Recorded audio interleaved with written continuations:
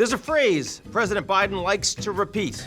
Don't compare me to the almighty, compare me to the alternative. Till recently, that alternative was his 2024 rival, former President Donald Trump. But roughly a month has passed since Biden dropped out of the race.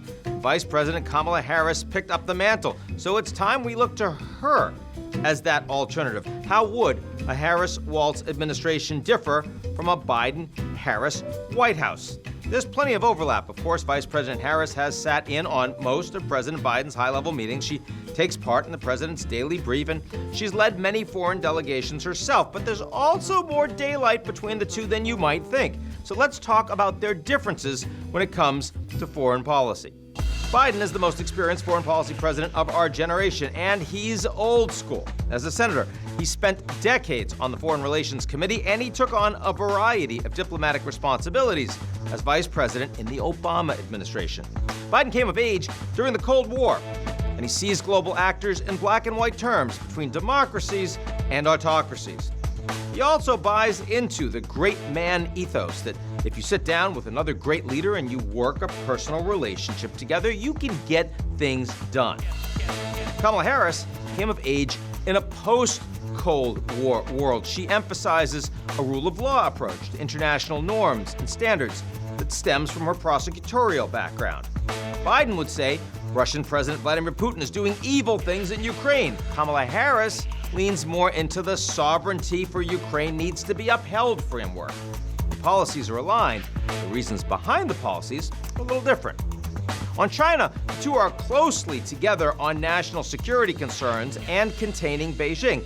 Harris has taken a particular interest in building up other regional relationships, including her regular meetings with President Marcos of the Philippines.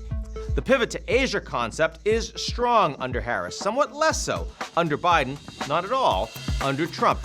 And then we come to the stickiest of wickets, Israel-Palestine, and it has been awkward for Harris to try to talk about that region while supporting her boss's deference to far-right Israeli Prime Minister Bibi Netanyahu. If elected, I think Kamala Harris would be much less patient with Israel's ongoing invasion of Gaza and focus more on the abuse of human rights of the Palestinians. Yes, she would continue to recognize that Israel is the most important defense partner of the United States, but she would keep that relationship on a shorter leash, and that would be a marked change for U.S.-Israel policy, but also a change that's more similar to where America's allies are with Israel going forward. Plenty has already been said about Kamala Harris's vulnerabilities when it comes to immigration, especially given that Biden tasked her with managing the southern border. That was partly because immigration was never Biden's strong suit, but also it was the hot potato that no one really wanted to touch. No doubt Republicans will hang that over her head until November. When it comes to polling, surveys have consistently shown Trump beating Biden on the question of who would make a stronger leader. But a recent AP survey found that Harris now ties Trump on that metric, with 4 in 10 Americans saying that they would trust either candidate to handle a crisis or stand up to an adversary. Just one more sign that this is a very different race from when Biden dropped out a month ago. And while Harris and Biden have plenty of overlap, voters are already seeing Kamala as her own woman.